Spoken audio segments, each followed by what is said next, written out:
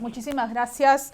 Primero, agradecer a Foro Jurídico por la invitación que nos han brindado en esta oportunidad para poder dictar este tema tan interesante para las empresas y que ha venido a acotación a raíz de la publicación de la resolución de superintendencia de SUNAT, que hace poco ha sido publicado, ¿no? Entonces sí tiene un nivel de importancia, ¿no?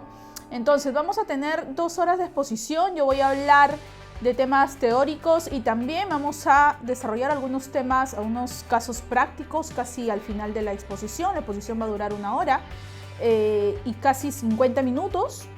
Y los últimos 10 minutos van a ser para preguntas, responder el chat, las preguntas que ustedes nos puedan hacer y para finalizar también la exposición. Así que tenemos 2 horas de contenido importante. Bien, entonces si tienen alguna duda, tienen alguna pregunta, lo pueden hacer por el chat. Yo voy a dejar algunos minutos para responder lógicamente a todas sus dudas al respecto. Bien, entonces vamos a dar inicio al tema de declaración jurada informativa de beneficiario final. Empiezo así porque efectivamente esta declaración no determina impuesto. Esta declaración informa a la administración algo que para ella es importante. Es importante conocer para poder tener clara en una posible fiscalización de la empresa quién es el último sujeto, persona natural, porque el beneficiario final siempre es una persona natural, que al final termina asumiendo todas las utilidades, también en cierta medida los riesgos de la empresa, ¿bien? De manera directa o de manera indirecta. Entonces tenemos primero un marco normativo, como siempre, creo que debemos empezar contextualizando. En el año 2018, en agosto, se publicó el decreto legislativo 1372 con el objetivo de, digamos, ya reconocer la importancia de tener esta información de beneficiario final. Bien, ¿por qué es esto? ¿Por qué se dio esto? Bueno, porque en el año 2016 Perú firmó un contrato, vamos a decir así, o un compromiso en el cual el Perú se comprometía a respaldar y a adecuar sus normativas internas, no solamente tributarias, para poder formar parte del grupo de países de la OCDE. Es un compromiso ya asumido por el país como país. Por eso es que se ha venido desarrollando una diferencia de cambios en precio de transferencia, cambios en el tema del medio ambiente, cambios administrativos también. En la ley del impuesto a la renta se incluyó un concepto de establecimiento permanente, se incluyó mucho más el tema de las medidas antielusivas, ¿no? Y ahí es donde venía el tema de la importancia de ingresar a nuestro sistema esta obligación de presentar esta declaración jurada de beneficiario final que ayuda, digamos, a la administración tributaria en una fiscalización y para poder aplicar norma 16 para el tema de la evasión y la elusión tributaria. Entonces, ese es el objetivo, luchar contra la evasión y la elusión tributaria, asistir a la administración, ¿no? Darle asistencia mutua también en materia tributaria y luchar contra el lavado de activos, ¿no? Entonces, ese es el objetivo. Eso fue en el año 2018 que se publicó este decreto legislativo 1372, que luego, unos meses después, nos demoramos un poco, se publicó el reglamento de la norma, ¿no? En enero del año 2019. ¿Y qué es lo que dijo SUNAT con su norma, la resolución 185 del año 2019? Señaló los lineamientos formales.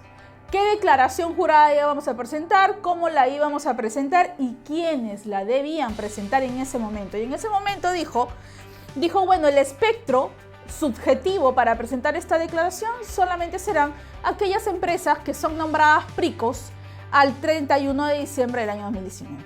Entonces, ahí es donde se enmarcó y le dieron prioridad a los PRICOS. Entonces, la importancia que tenía esta norma y la obligación de presentar esta declaración jurada informativa solamente era para este tipo de empresas, ¿no? Sin embargo, hace un par de meses atrás, en marzo del año 2022, se publicó la resolución 041-2022 SUNAT, ya abriendo el espectro subjetivo. Es decir, la Administración Tributaria dijo, no solamente serán los PRICOS nombrados al 31 de diciembre como tales, los obligados a presentar esta declaración, sino también van a haber unos nuevos obligados a presentar esta declaración informativa de beneficiario final. Y ahí es donde viene la importancia de la clase del seminario de hoy. Entonces, ¿qué es un beneficiario final? Primero aclarar que el beneficiario final siempre será una persona natural, no será una persona jurídica. Bien, entonces, ¿quién puede ser un beneficiario final? Aquella persona natural, hablando desde el punto de vista de propietario, que efectiva y finalmente o posee o controla a la persona jurídica o al ente jurídico. Bien, ¿por qué? Porque se le da, digamos, prioridad a ese sujeto que tiene la posesión o tiene el control de la empresa, de la persona jurídica o el control del ente jurídico, que más adelante vamos a decir qué cosa es un ente jurídico. Bien, ¿qué es lo que especifica la norma? ¿No? Y esto no te lo da la norma de SUNAT, te lo da el decreto legislativo 1372 que salió en el año 2018. Te dice que cuando la propiedad o cuando el control se ejerza a través de una cadena de propiedad o a través de un control indirecto, también se debe evaluar. Es decir, y esto es un análisis excluyente. ¿Qué quiero decir con que sea excluyente? Que el primer filtro que tiene que pasar el análisis, porque es la empresa la que tiene que hacer el análisis de quién es el beneficiario final, el primer filtro es determinar propiedad. Propiedad o control. De manera directa, y eso es, la verdad, muy sencillo, o de manera indirecta. Si se hace de manera indirecta, es decir, tienes un beneficiario final de manera indirecta, pues ahí tendrías que analizar tu cadena de propiedad, que también lo vamos a desarrollar en los próximos minutos. Si no encuentras beneficiario final bajo este análisis, recién te vas al siguiente análisis. Aquel sujeto, persona natural, que finalmente puede poseer o puede controlar a un cliente. ¿Cuál es el cliente? No es cualquier cliente, es el cliente principal de la empresa, el cliente más importante de la empresa. Entonces, si esta persona natural tiene tal nivel de control de este cliente principal de la empresa, que quizás le compra el 60 o el 70%, o las operaciones son con el 60 o el 70% de operaciones es con este cliente, y esta persona natural tiene ese control de este cliente, será este el beneficiario final también, ¿no? Claro, entendiéndose, dice la norma, como cliente, aquel sujeto, que puede ser natural o jurídico, extranjero o nacional, ¿no? Que, digamos, brinda un servicio o solicita un servicio o solicita una compra, pero no es cualquiera, ¿no? Es el cliente principal, ¿no? Es el cliente principal de la empresa. Ese sería el segundo criterio, por decirlo de alguna manera. Ahora, dentro de esto, lo primero que debemos de analizar, conforme lo dice el artículo 4 del decreto legislativo 1372, es, mira, primero evalúa propiedad, primero analiza la titularidad. Ese es tu primer criterio, como lo que acabo de decir, ¿no? Aquella persona natural que de manera directa o de manera indirecta, bajo cualquier modalidad de adquisición, posee por lo menos el 10% del capital de la empresa, ¿no? Y este análisis sí es importante. ¿Por qué? Porque la pregunta es, ¿cómo analizas quién tiene la titularidad del más del 10% del capital? Porque yo puedo tener 10 accionistas y todos tienen el 10%. La norma dice como mínimo el 10%. Entonces, los 10 accionistas serían beneficiarios finales. Por ejemplo, ese es un contexto, ¿no? Yo tengo 10 accionistas y cada uno tiene el 10%. Los 10 serían beneficiarios finales, ¿no? Hablando de posesión o de titularidad directa. Bien, acá todavía no hay cadena de propiedad. Entonces, según lo que señala la norma, dirías que tienes 10 beneficiarios finales, por decirlo de alguna manera. Claro, podríamos decir, pero ojo, vamos a hacer el análisis si es que ahí hay familiares, de repente estamos ante una empresa familiar, de repente estamos hablando de una persona que está en segundo grado de consanguinidad, primero de afinidad, es la esposa, son los hijos, tengo que sumar las acciones. ¿Quién sería en ese caso el beneficiario final? Según lo que señala la norma. ¿Por qué? Porque yo puedo tener 6% de acciones, pero mi esposa tiene 4 o tiene 6 también.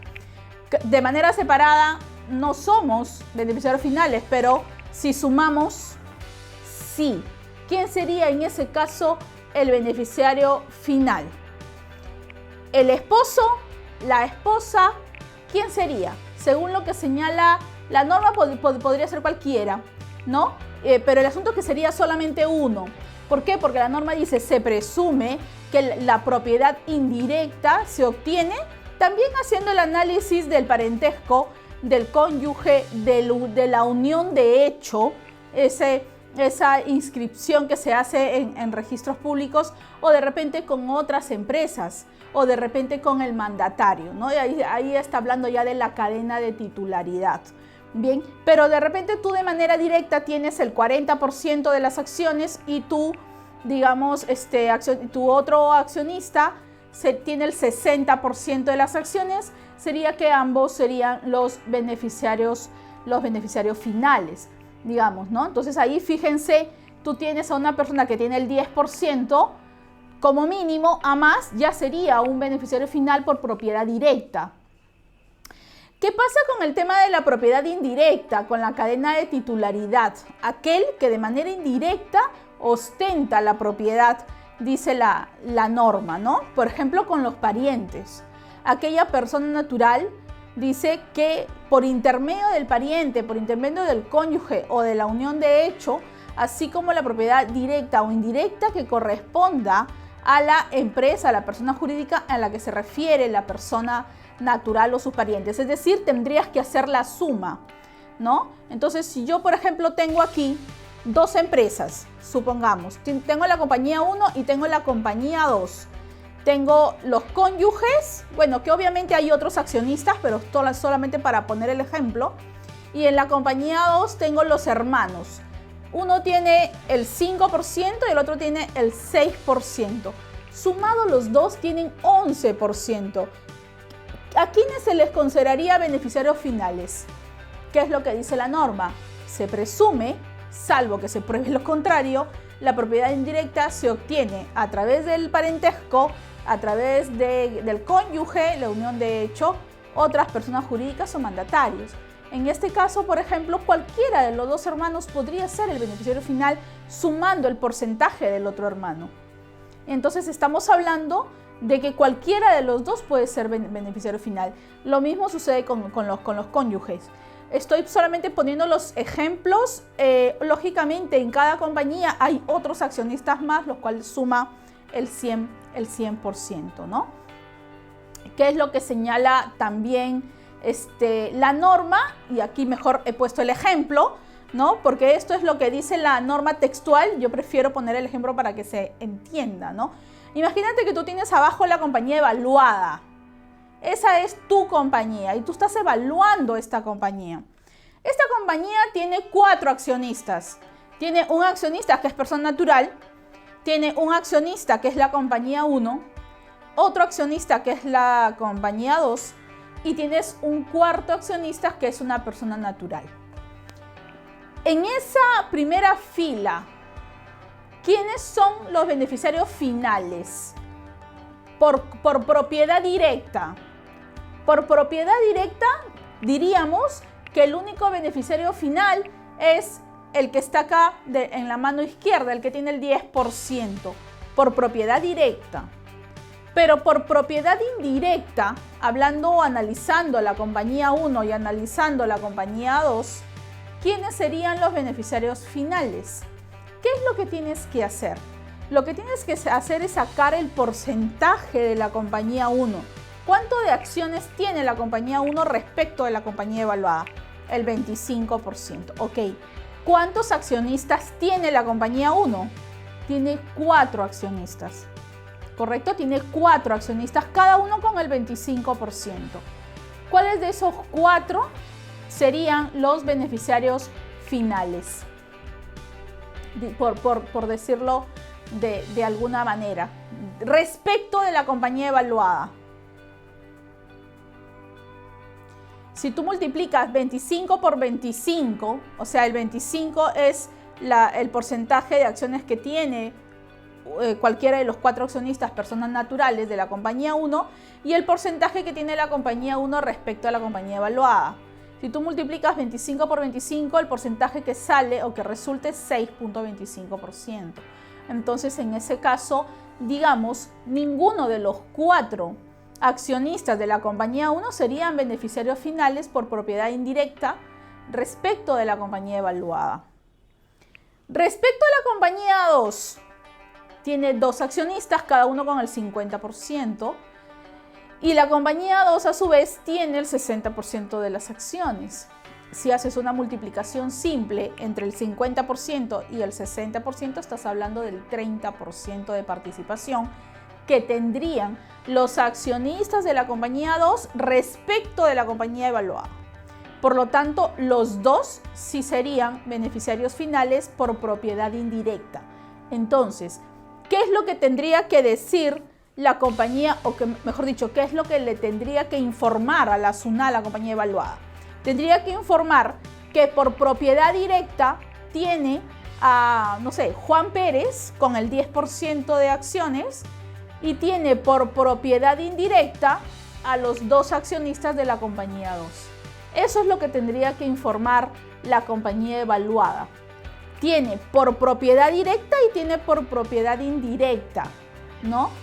Respecto a la compañía 1 y la compañía 2, que quizás puedan estar obligadas a presentar beneficiario final, y que ahí se podría hacer una pregunta importante.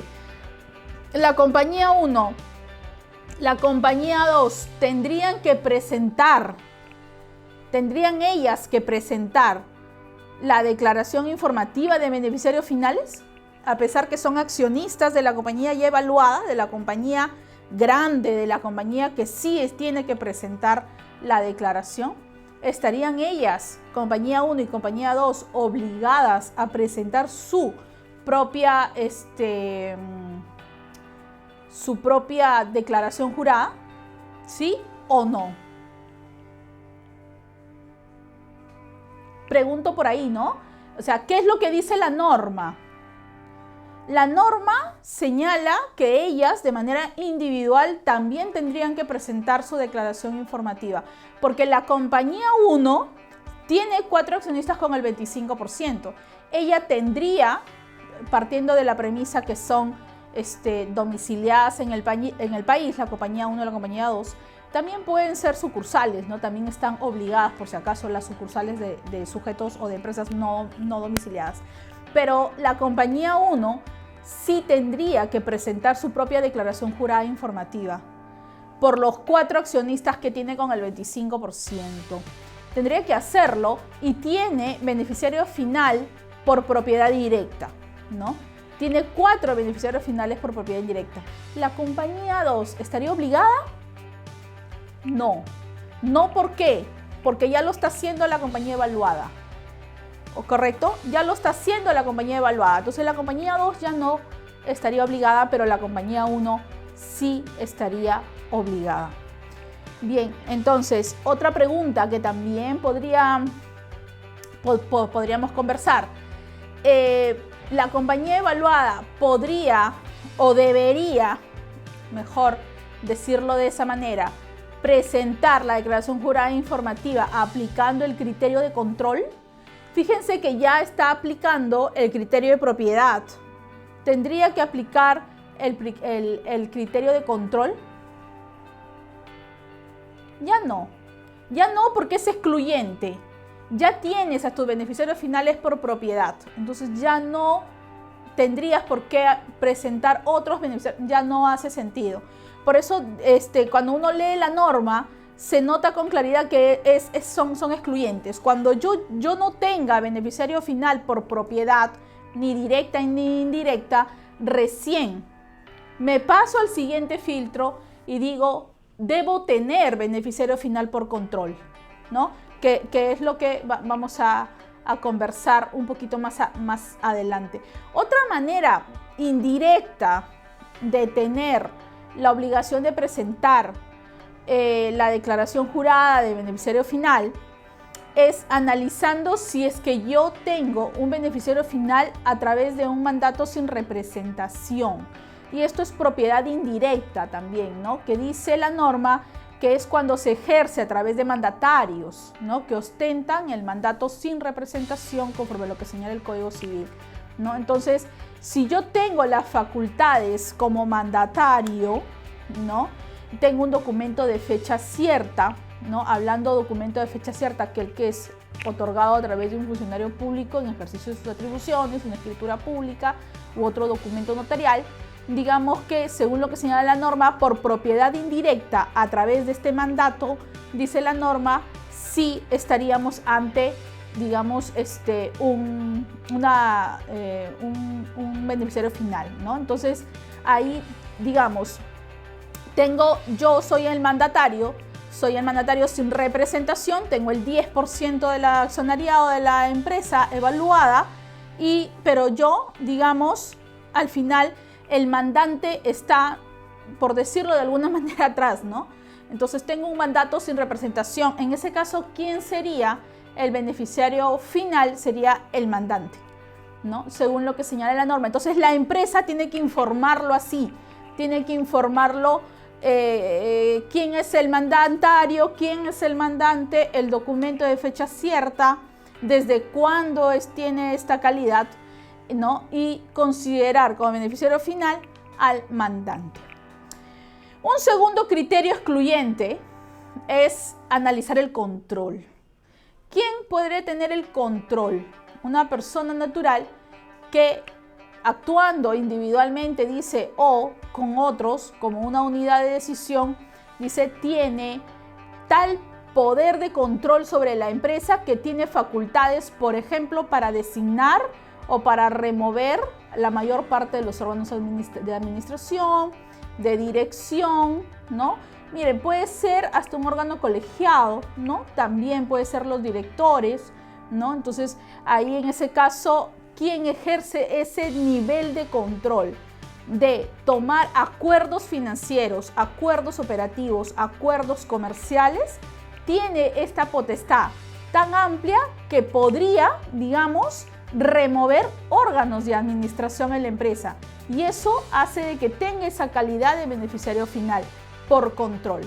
Pero vuelvo a repetir, como señala la norma, son excluyentes. ¿Qué es lo primero que tienes que evaluar como empresa? Si tienes beneficiario final por propiedad, directa o indirecta. Si no tienes, entonces recién analizas el control. Recién lo analizas, que puede ser directo o también puede haber una cadena de control. Por eso la norma dice, se debe informar todo lo relativo a la cadena de control en los casos en que el beneficiario final lo sea por medios distintos al de la propiedad. Entonces, si tú dices, mira, no tengo por propiedad, no tengo, ni por cadena de propiedad, ni por propiedad directa, no tengo. Me voy al análisis del control y veo y digo, ¿quién es? ¿Quién es el que tiene este control máximo sobre la empresa? El que tiene la potestad de remover órganos administrativos. De repente el director, los directores. ¿Quién tiene? Incluso puede ser el gerente general, puede ser, ¿no? El que tiene influencia preponderante, influencia continua en la toma de decisiones de los órganos de gobierno de la empresa. Ese será el beneficiario final. Si por cuestiones raras tampoco tengo por control, y ahí tendría que analizar incluso cadena de control, ¿no? Que puede ser una persona natural que ejerza más de la mitad del poder de voto, ¿no? Hay que revisar estatuto en ese caso, control directo o de repente por control indirecto, pero hay que analizarlo y hay que analizar documentación, y ahí es donde viene lo complejo, porque hay que revisar estatuto, ¿no? Por ejemplo, aquí, ¿no? El gerente general o el apoderado. Yo tengo una compañía y tengo 4 accionistas que de repente ni siquiera están en el país, probablemente, pero tengo el apoderado y tengo al gerente. ¿Cuál de los dos es el que por control podría ser el beneficiario final? Podría ser el gerente, podría ser el apoderado, hay que revisar estatuto, porque a veces el gerente no tiene tanto poder como lo tiene el apoderado. A veces son personas distintas, ¿no?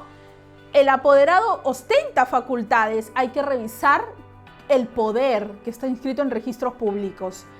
¿Qué poder tiene esta persona? ¿Tiene poder de designar, de remover? ¿Qué poder tiene? Bien, entonces, y hacer el análisis respectivo. Si no, te vas al gerente general y será el gerente general que por control tenga esta calidad de beneficiario final. Puede ser que, como repito, es raro, pero puede ser que pasas el primer filtro, el primer criterio, no tienes beneficiario final, vas a control, segundo criterio, no tienes por control, lo cual es raro. ¿Qué dice la norma? Mira, por default tendrá que ser el puesto administrativo superior. Ese será el beneficiario final. Por eso la norma dice, cuando tú no identifiques a ninguna persona natural de los criterios anteriores, entonces el beneficiario final es aquella persona natural que ocupe este puesto administrativo superior.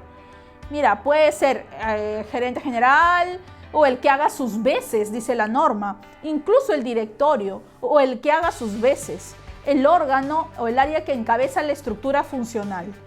Pero eso, ¿qué tendrías que evaluar? Tu organigrama. Revisa estatuto, revisa organigrama y lo más importante, y tiene que estar actualizado, tienes que revisar tu libro de matrícula de acciones. Y ahí vas a ver el porcentaje de accionariado. Tú me puedes decir, no, pero no está actualizado. Bueno, vas a tener que actualizarlo, porque si estás obligado a presentar esta declaración de beneficiario final, estás obligado a tener todo este tema actualizado. Bien, revisa el poder del apoderado, revisa lo que tenga el gerente general, quién es el puesto administrativo superior. Hay que analizar documentación. Bien, cada empresa es un mundo diferente. Bien, cada empresa es un mundo distinto, entonces hay que evaluar. En el caso de los entes jurídicos, primero, ¿qué tengo que decir? ¿Qué cosa es un ente jurídico? ¿No? ¿Qué es lo que me dice la norma? Bueno, el ente jurídico es un patrimonio autónomo, dice, ¿no?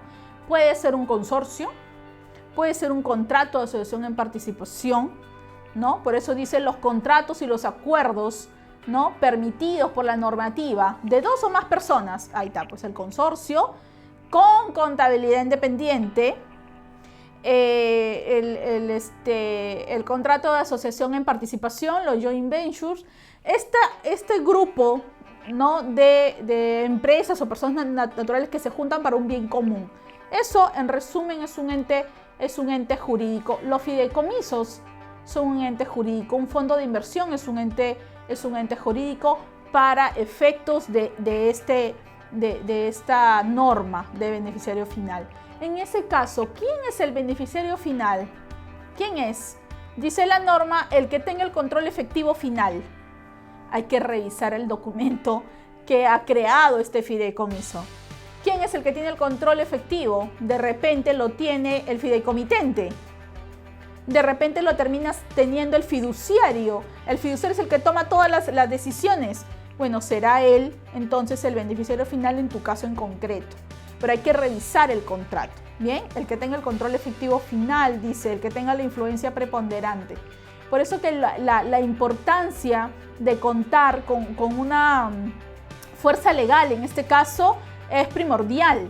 porque hay que revisar la documentación, hay que revisar cómo se ha estructurado ese fideicomiso y ver quién es el que tiene el control efectivo final de esto, quién es el que asume responsabilidades, quién es el que toma las decisiones en este caso. Hay otros entes jurídicos, es cierto, ¿no? Hay otros entes jurídicos y hay que analizar exactamente lo mismo. ¿Quién tiene el control efectivo? ¿No? ¿Quién tiene el control efectivo? ¿Qué pasa si yo no puedo identificar al beneficiario final? ¿Qué sucede? ¿Qué dice la norma? ¿No?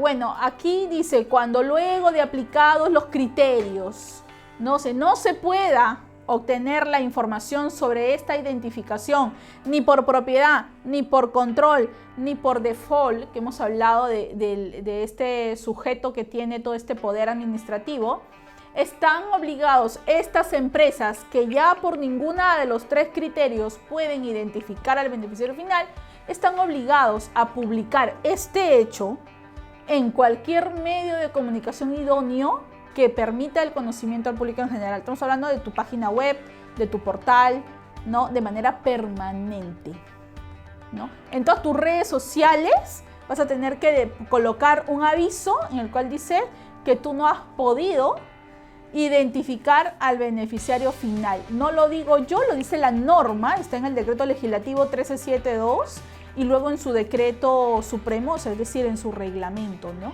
Cuando las personas o entes jurídicos no conozcan a su beneficiario final, deben publicar este hecho de que no conocen al beneficiario final en su página web, en sus redes, ¿no? Si no cuentas con tu portal web o no cuentas con redes, lo cual en esta época es muy raro, pues tendrías que hacer la publicación del aviso por única vez en cada ejercicio fiscal en un diario de mayor circulación. Puede ser Gestión, puede ser El Peruano, Gestión, ¿no? Sería.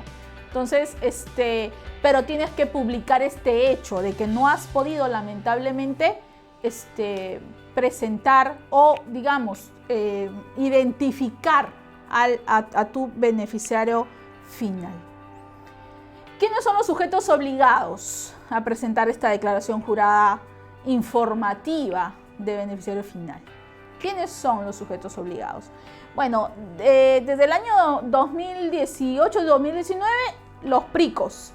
Bien, los PRICOS nombrados como tales al 31 de diciembre del 2019, ¿correcto? Ellos son los primeros obligados ya de esa época. Vino pandemia, 2020, 2021, estamos en 2022 y ahora tenemos un espectro mucho más amplio. Pero ¿qué es lo que dice la norma? Mira, en realidad las personas jurídicas y entes jurídicos domiciliados en el país están obligados. Ya, hablando de manera general, lógicamente, ¿no? La norma primero habla de manera general.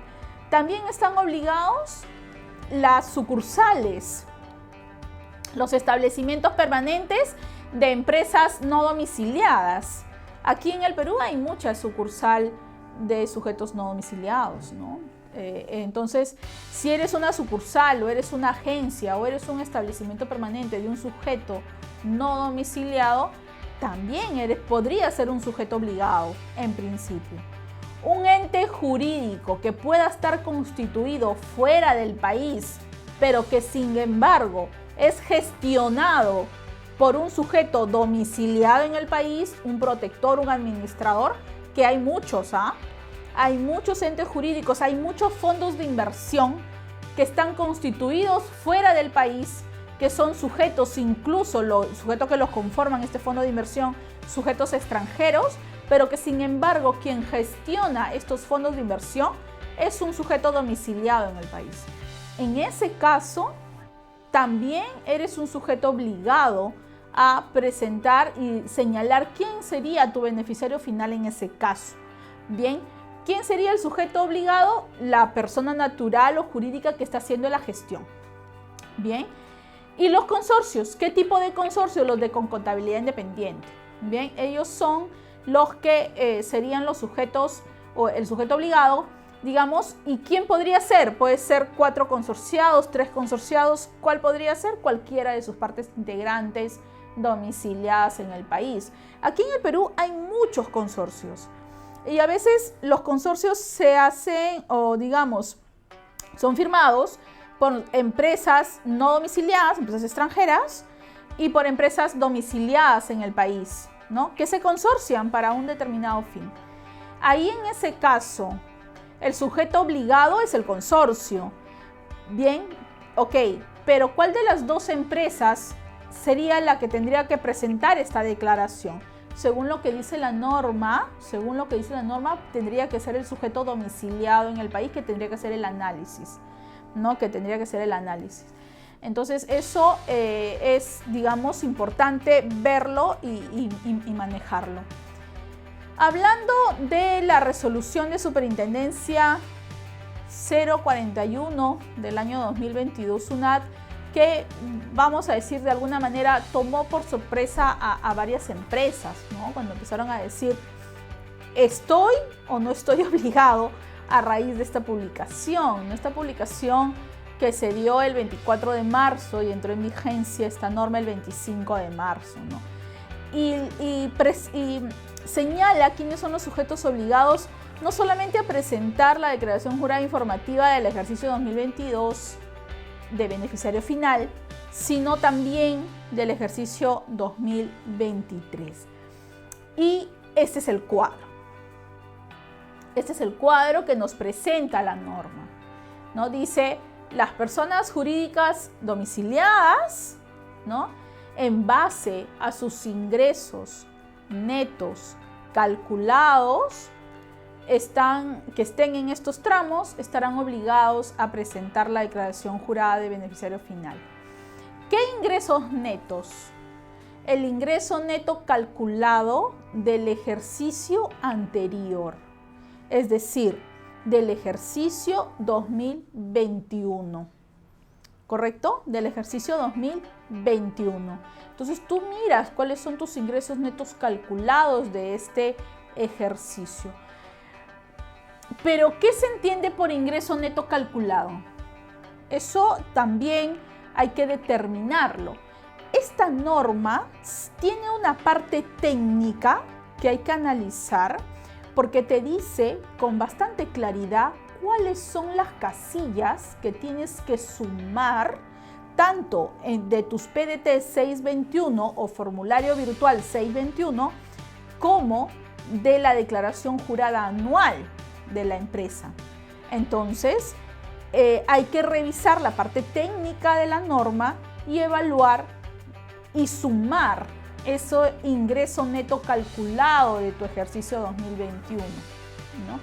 Entonces, si tú estás en el primer tramo, es decir, tienes más de 1000 UITs de ingreso neto calculado correspondiente al ejercicio 2021, estamos hablando, lógicamente tienes que aplicar en ese caso la UIT del año 2021, que era 4.400 soles, estamos hablando de 4.400.000. Entonces, si tú eres una empresa que tiene más de 4.400.000 de ingreso neto calculado del ejercicio 2021, entonces, ¿cuándo tú estás obligado a presentar esta declaración jurada informativa? En el periodo de mayo del 2022, que vence los primeros días de junio de acuerdo a tu último dígito del RUC. Y ahí tienes que revisar el anexo 1 de la norma o de la resolución de superintendencia 189-2021 SUNAT, ¿no? Y sus prórrogas, porque ha habido algunas prórrogas, entonces se tendría que evaluar. Entonces, de acuerdo a mi último dígito del RUC, por ejemplo, el periodo de mayo, es decir, la declaración jurada mensual de mayo del 2022, me toca presentarlo el 14 de junio como fecha máxima, fecha de vencimiento. Entonces, hasta esa fecha, 14 de junio, yo tengo que presentar mi declaración jurada informativa de beneficiario final. Lo mismo ocurre en el segundo tramo. Soy una empresa que tiene entre 2.200.000 a 4.400.000 de ingreso neto calculado del ejercicio 2021. ¿Cuándo me correspondería a mí presentar la declaración jurada informativa? ¿O hasta cuándo? Porque son plazos máximos. ¿Hasta cuándo? Hasta el periodo de agosto del 2000 o hasta las fechas de vencimiento del periodo de agosto del 2022. Que lógicamente, como siempre, vencen los primeros días de septiembre del 2022, respetando tu último dígito del RUC. Entonces, quizás no eres una empresa que está en el primer tramo, pero quizás sí eres una empresa que está en el segundo tramo y tienes un poquito de distancia y de espacio para poder hacer toda la parte operativa que como empresa tendrás que realizar para presentar esta declaración jurada. Y por último, el tercer tramo, que ya son empresas que tienen un poquito más de 1.380.000 soles, pero la norma aclara y dice que siempre y cuando no hayan sido obligadas, dice, a presentar la declaración antes. Es decir, de repente tú has sido prico o de repente tú has estado, tú en el año 2019 has sido nombrado así, entonces ya presentaste la declaración. En ese caso no estarías obligado, pues no, ya no estás obligado. Entonces ahí tendrías ello que evaluar. Si eres una empresa que estás en el tercer tramo, entonces, ¿cuándo tienes que presentar la declaración como fecha máxima? El periodo de mayo del 2023, que lógicamente va a vencer los primeros días de junio del 2023. Ahí yo creo que este grupo de empresas, si es que estamos en este tercer tramo, tienen bastante distancia, ¿no? Porque ni siquiera tenemos el cronograma de mayo del 2023 todavía, así que no sabemos los plazos ni nada todavía y tenemos un poquito más de tiempo, tenemos un año para poder adecuarnos, para poder, digamos, replantear el tema y analizar quién es el beneficiario final en nuestro caso en concreto, ¿no? Durante ese tiempo varias cosas pueden pasar, se puede cambiar de gerente, se pueden vender acciones, cosas que suceden, ¿no? Cosas que suceden en el tiempo, ¿bien? Pero lo que sí tienes que revisar muy bien y en este tercer tramo sí tendrías que evaluar los ingresos netos calculados ya no del 2021, sino de qué ejercicio, del 2022. Y vuelvo a repetir, la norma, la resolución de superintendencia, la 041 esta del 2022, tiene una parte técnica que hay que evaluar, porque hay casillas que hay que sumar. Entonces, en este tercer tramo, la empresa va a tener que sumar las casillas, algunas del 2022, e incluso le hace sumar algunas casillas del 2023. Entonces, creo que todavía este grupo de empresas, algunos ni siquiera van a saber o saben todavía si están en este tercer tramo, pero igual es bueno considerar y evaluar, ¿no? Entonces, sabemos que las empresas a veces sí hacen su proyección a futuro, entonces sí tienen cierto, digamos, conocimiento de cómo va la empresa en el tiempo. Con respecto a los entes jurídicos, que también, lógicamente, como hemos dicho, están obligados a presentar esta declaración jurada informativa, dice la norma, si tú eres un ente jurídico inscrito en el RUC, por eso digo que son los consorcios con contabilidad independiente, los sujetos obligados en este caso, como ente jurídico, quiero decir, los entes jurídicos inscritos en el RUC, que al 31 de diciembre del 2022 tengan su RUC activo, no estén con baja descripción, ¿no? Dice, deben presentar la declaración jurada informativa de beneficiario final. ¿Cuándo? En el periodo, o mejor dicho, en las fechas de vencimiento del periodo de diciembre del 2022. Y ahí yo les he puesto el cronograma para que ya lo tengan mapeado.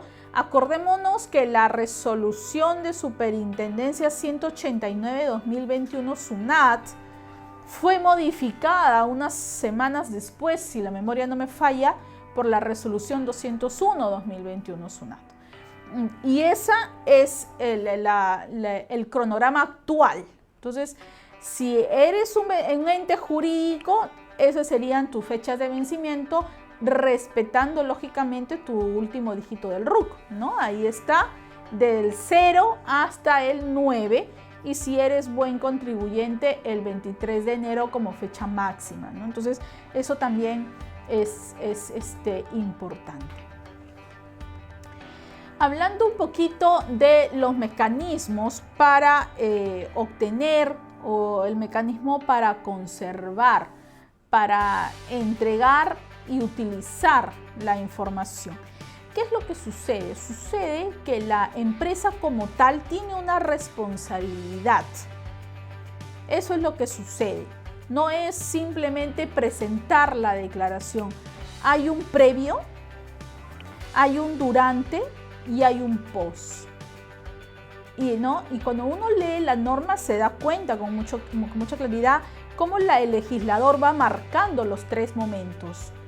El previo es el análisis que tú tienes que hacer en tu empresa, y si tienes algo que corregir, corregirás. Por ejemplo, si tienes el libro de matrícula de acciones desactualizado, tendrás que actualizarlo. Bien, ese es un previo.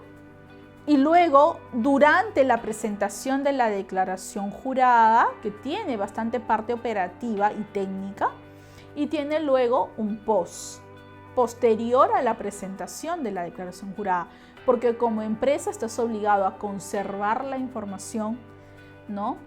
Si es que te piden en una fiscalización a entregar la información, tienes la obligación de actualizar la información. ¿Por qué? Porque en el tiempo sucede varias cosas. Es decir, esta declaración no se presentan todos los años, se presentan por única vez. Pero ¿qué sucede si es que en el año 2023 se produce un cambio? De repente el gerente ya no es el gerente, el accionista que tenía el 25% ya ahora solamente tiene el 8%.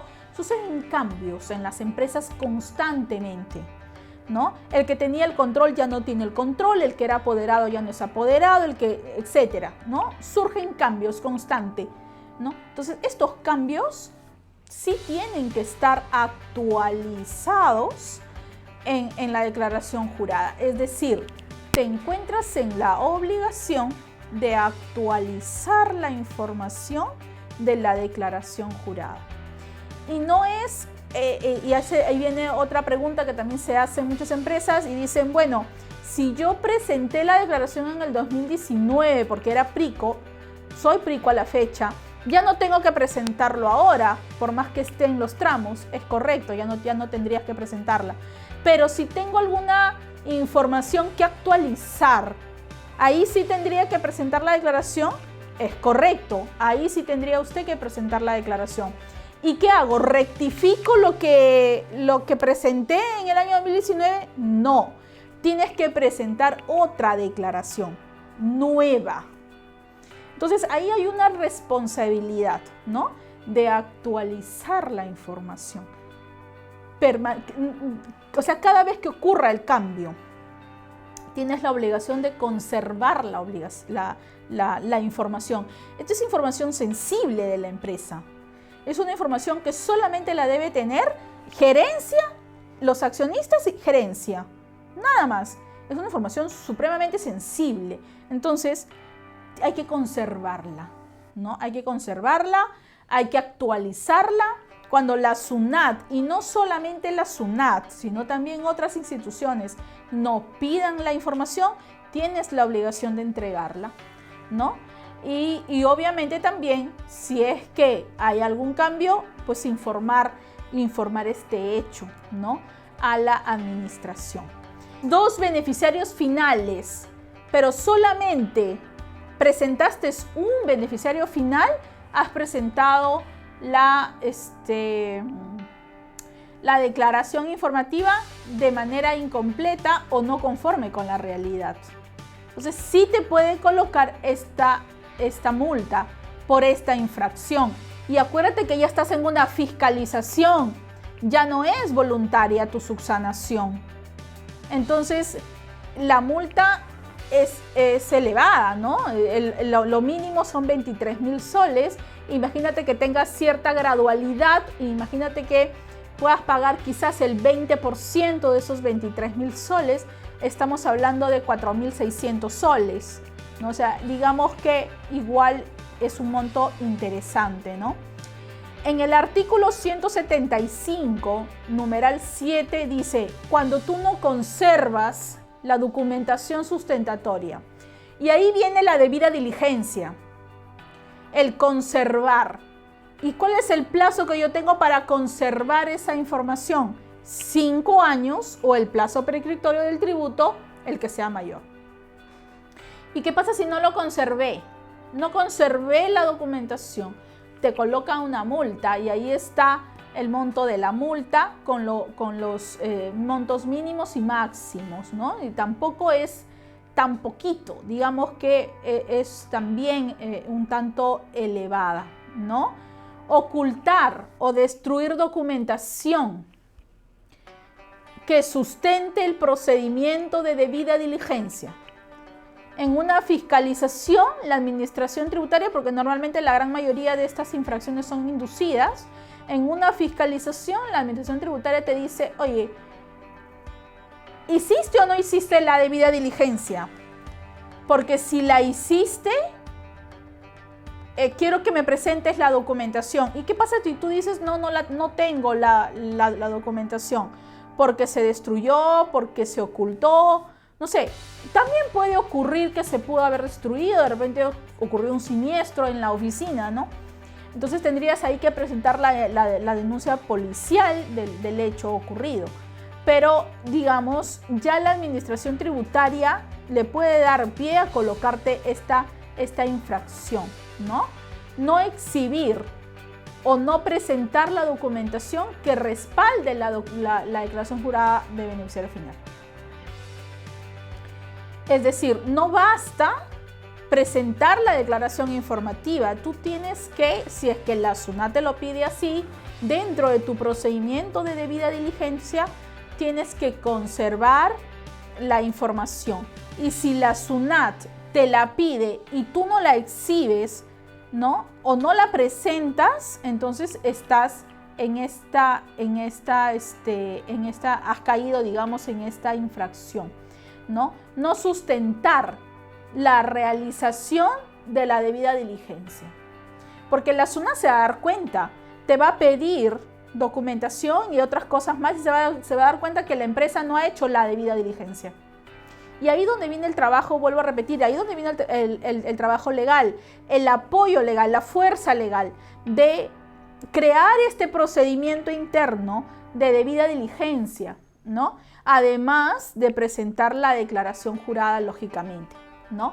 Entonces tenemos algo que se llama responsabilidad frente a la SUNAT de conservar la información y tener este tema de la debida diligencia, además de presentar la declaración. Por eso yo les hablaba de un pre, durante la declaración y un post, ¿no? El tema de la responsabilidad solidaria, ¿no? Que también existe, está regulado en el artículo 16 del Código Tributario y que la norma dice, bueno, hay una responsabilidad solidaria del representante legal. Es decir, la administración tributaria le puede abrir procedimiento administrativo de imputación de responsabilidad solidaria al representante legal, al gerente general, cuando no se presente la declaración informativa, cuando se presente con información errada o no veraz, cuando no se hace la debida diligencia. Bien, entonces la administración, además de colocarte la multa a la empresa, le puede abrir procedimiento de responsabilidad al representante legal, gerente general de la empresa, sí, pero claro, tiene que demostrar el dolo, y tiene que demostrar la negligencia, ¿no? ¿Qué es lo que dice la norma? Dice, se va a considerar que existe dolo o negligencia grave cuando el deudor omita presentar la declaración jurada informativa que contiene la información relativa al beneficiario final. Clarísima la norma. El decreto legislativo 1372 fue la norma que incorporó este tercer párrafo al numeral 12 del artículo 16 del Código Tributario. Y dijo de esa manera, se presume el dolo, salvo que tú me muestres lo contrario, pero yo presumo el dolo y la negligencia grave cuando tu empresa no me presenta la declaración jurada informativa de beneficiario final. O sea, yo no solamente le voy a poner la multa a la empresa, te puedo iniciar a ti un procedimiento de responsabilidad solidaria, ¿no? Entonces, eso es lo que entendemos no se quiere, ¿no? Entonces, eso es importantísimo. Algo también que aclara la norma es que los profesionales en derecho o en contabilidad no violentamos nuestro secreto profesional cuando yo, como profesional de derecho o contable financiero, soy también accionista titular de una empresa, dice la norma, de repente director, administrador, etcétera, o formo parte del órgano colegiado del directorio, ¿no? Y que tengo que brindar información, ¿no? Entonces, en ese caso, yo no me voy a poder negar a presentar la información y llenar yo mi formato por el hecho o invocando este derecho de secreto profesional. No puedo hacer eso.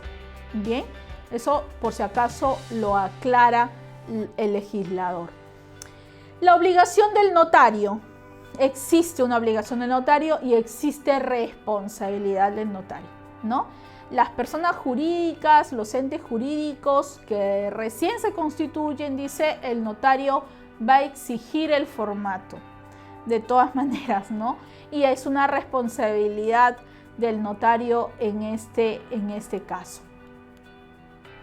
Vamos con la aplicación práctica para ya ir a la ronda de preguntas. Por ejemplo, en este caso tenemos a la sociedad 1, ¿no? Que está acá abajo, que vamos a decir que es la sociedad que se está analizando y tiene 3 accionistas. Tiene la sociedad A, tiene la sociedad B y tiene a Juan Fernández, vamos a decir así. Juan Fernández con el 10% de las accionariado, la sociedad A con el 20% y la sociedad B con el 70%. Bien, la sociedad evaluada, la sociedad 1, que ustedes ven acá abajo de rojo, se encuentra en el Perú. Pero estos 3 sujetos, los 3 accionistas, no se encuentran en el Perú. ¿Dónde se encuentran? En España. Ahí se encuentran. Bien, por eso estoy haciendo la distinción con la línea punteada roja. La sociedad evaluada sí se encuentra en Perú, pero sus accionistas no se encuentran en Perú. Eso no impide que no sean beneficiarios finales, ¿correcto? Y tampoco impide que yo tenga la obligación de hacer mi cadena de propiedad. Respecto a la sociedad A tiene 2 accionistas, uno que es el 70% o tiene el 70% de las acciones, Juan, y el otro que tiene el 30% de las acciones, que es Pedro. Ahí está Pedro. Bien, y luego tengo la sociedad B, que tiene 3 accionistas. Oscar con el 60%, Jenny con el 30% y Graciela con el 10%. Entonces aquí ya podrías ir concluyendo quién es el beneficiario final por propiedad directa. Juan Fernández o Juan F, ¿cierto? Porque tiene el 10%. Y por propiedad indirecta, ¿quién tendría o quién serían los beneficiarios finales? Vamos a ir evaluando uno por uno. Vamos a empezar por la sociedad A. ¿Quién tiene?